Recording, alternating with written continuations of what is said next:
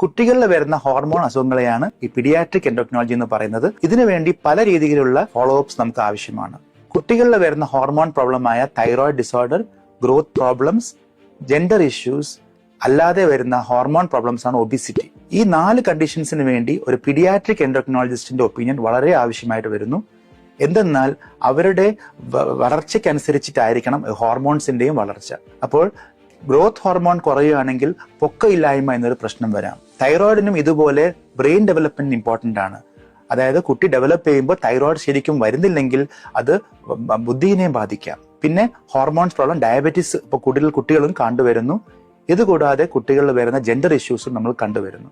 അപ്പൊ തീർച്ചയായിട്ടും paediatric endocrinologist ആണ് ഇതിനെക്കുറിച്ച് ഓഥന്റിക് ആയിട്ടും നന്നായിട്ടും എക്സ്പ്ലെയിൻ ചെയ്യാവുന്ന ഒരാള്. തീർച്ചയായിട്ടും എൻഡോക്രിനോളജി സമീപിക്കുകയാണെങ്കിൽ നമുക്ക് ഗ്രോത്ത് ചാർട്ട് ചെയ്യാം, നമുക്ക് നിങ്ങളുടെ പ്രോബ്ലംസ് ടെസ്റ്റ് ചെയ്യാൻ വേണ്ടി ഹോർമോൺ ടെസ്റ്റ് ഉണ്ട്, സ്കാൻ ചെയ്യാം. തീർച്ചയായിട്ടും ആവശ്യമുള്ള രീതിയിൽ ചെയ്യുവാണെങ്കിൽ ഒരു നിയർ നോർമൽ ഡെവലപ്മെന്റ് നമുക്ക് കൊടുക്കാൻ പറ്റും.